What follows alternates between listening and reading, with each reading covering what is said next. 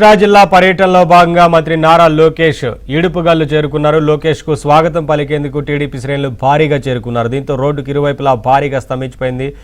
పోలీసుల సహకారంతో అతి కష్టం మీద లోకేష్ కాన్వాయ్ ముందుకు కదిలింది.